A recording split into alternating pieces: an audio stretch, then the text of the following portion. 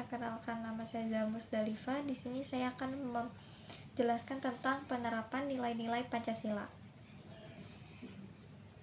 Yang pertama, ada permasalahan yang dapat mengancam keutuhan bangsa. Bangsa Indonesia adalah bangsa multikultural, di mana bangsa Indonesia terdiri dari ribuan pulau, ratusan bahasa, suku, bangsa, dan agama. Kondisi ini merupakan berkah dan hikmah apabila kita mampu mengelola dalam sebuah keterpaduan yang menghasilkan keindahan dan kekuatan. Oleh karena itu, dapat dimengerti jika tujuan dari pendirian bangsa dan negara Kesatuan Republik Indonesia adalah negara yang bersatu, berdaulat, adil, dan makmur. Keberagaman suku, agama, budaya, ras, dan antar golongan bukanlah suatu ancaman dan potensi konflik yang berakibat terjadinya disintegrasi bangsa. Konflik merupakan tindakan satu pihak yang berakibat menghalangi, menghambat, atau mengganggu tindakan pihak lain. Konflik antar kelompok masyarakat dalam masyarakat menjemuk hampir selalu terjadi atas dua dasar utama. Yang pertama, ada konflik antar kelompok umat beragama. Konflik antar umat beragama biasanya disebabkan oleh adanya vested interest yang masuk ke dalam dan mengatasnamakan agama. B. Konflik antar kelompok suku. Konflik antar kelompok suku beberapa kali pernah terjadi di Indonesia. Biasanya, konflik ini terjadi karena persaingan atau perebutan kepentingan ekonomi. SARA adalah segala macam bentuk tindakan baik itu verbal maupun non-verbal yang didasarkan pada pandangan sentimen tentang identitas diri atau golongan. SARA selalu menjadi hal yang sensitif di Indonesia. Banyak kasus yang kemudian diseret ke isu SARA. SARA dapat digolongkan menjadi 3 kategori, di mana tindakan SARA dilakukan oleh individu atau golongan dan dengan tindakan yang bersifat menyerang, melecehkan, mendiskriminasi, atau menghina golongan lainnya. Kedua, institusional. Tindakan ini merupakan tindakan yang dilakukan oleh institusi atau pemerintah melalui aturan atau kebijakan yang bersifat diskriminatif bagi suatu golongan. Ketiga, kultural. SARA yang dikategorikan di sini adalah tindakan penyebaran tradisi atau ide-ide yang bersifat diskriminatif antar golongan. Beberapa konflik SARA yang pernah terjadi di Indonesia. Yang pertama, konflik antar suku di Sampit tahun 2001. Sampit adalah sebuah kota di Kalimantan Tengah dengan ibu kota Kabupaten Kota Waringin Timur. Barangkali kerusuhan yang terjadi di Sampit adalah kerusuhan yang paling mengerikan yang pernah terjadi di Indonesia antara suku Dayak dan suku Madura. Kerusuhan yang terjadi dengan saling menyerang antara warga Madura dan warga Dayak.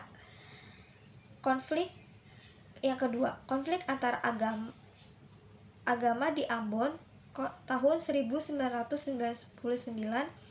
Konflik yang ada kaitannya dengan agama terjadi di Ambon sekitar tahun 1999. Konflik ini diawali peristiwa 19 Januari 1999, di mana masyarakat Islam yang sedang melaksanakan Idul Fitri diserang oleh sekelompok orang tidak dikenal, kemudian dieksploitir dengan mengidentifikasikan diri sebagai kelompok Nasrani. Konflik ini akhirnya meluas dan menjadi kerusuhan buruk antara agama Islam dan Kristen yang berakhir dengan banyaknya orang meninggal dunia. Yang ketiga, kerusuhan massa Mei 1998 awalnya dipicu oleh krisis moneter yang membuat banyak sektor Indonesia runtuh. Nilai tukar rupiah terhadap dolar di luar akal sehat. Harga-harga kebutuhan pokok melonjak tajam. Utang negara di IMF dan Bank Dunia menumpuk. Yang keempat, konflik antar golongan RMS, OPM, GAM. Konflik yang terjadi dengan kelompok-kelompok tertentu sering terjadi di Indonesia. Paling heboh hingga sampai dibawa ke dunia internasional adalah masalah dengan Gerakan Aceh Merdeka GAM.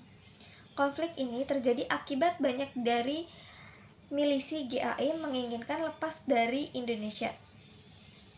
B. Mengkaji Pancasila sebagai alat pemersatu bangsa. Keanekaragam adat istiadat, budaya, dan agama di Indonesia tidak merupakan kenyataan yang tidak dapat dipungkiri.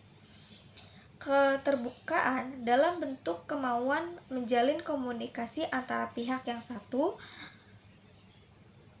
dengan yang lainnya akan menciptakan suatu situasi dan kondisi harmonis. C. Mengkaji peraturan yang dijiwai nilai-nilai Pancasila. Semua peraturan atau undang-undang yang ada di Indonesia tidak boleh bertentangan dengan Pancasila. Mengingat Pancasila sebagai sumber dari segala sumber hukum di Indonesia, terkaitnya dengan fungsi legislasi, maka DPR mempunyai tugas dan wewenang. A. Menyusun program legislasi nasional atau prolegnas. B. Menyusun dan membahas rencana undang-undang dasar.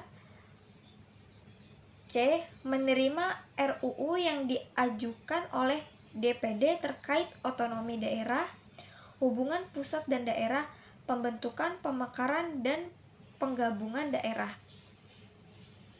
pengelolaan SDA dan SDE lainnya, serta merimbangan keuangan pusat dan daerah. D.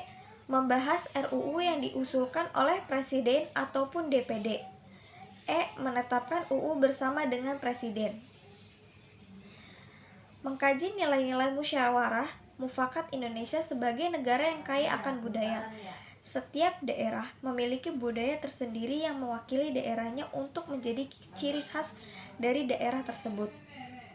Budaya merupakan salah satu identitas dari suatu bangsa yang tercermin melalui pelestarian budaya tersebut dalam kehidupan sehari-hari. Pelestarian budaya itu sendiri merupakan salah satu kegiatan. Jika setiap orang menganggap bahwa semua peserta musyawarah adalah keluarga kita yang harus disayangi, dihormati, dan dijaga haknya, maka akan timbul rasa persaudaraan dan saling menolong. Mendeskripsikan beberapa manfaat musyawarah antara lain: musyawarah bisa menyelesaikan masalah lebih mudah, musyawarah dapat memperkokoh kerukunan, musyawarah dapat mempererat kerjasama, dan musyawarah mengajari kita menghormati orang lain. Sekian dari saya. Wassalamualaikum warahmatullahi wabarakatuh.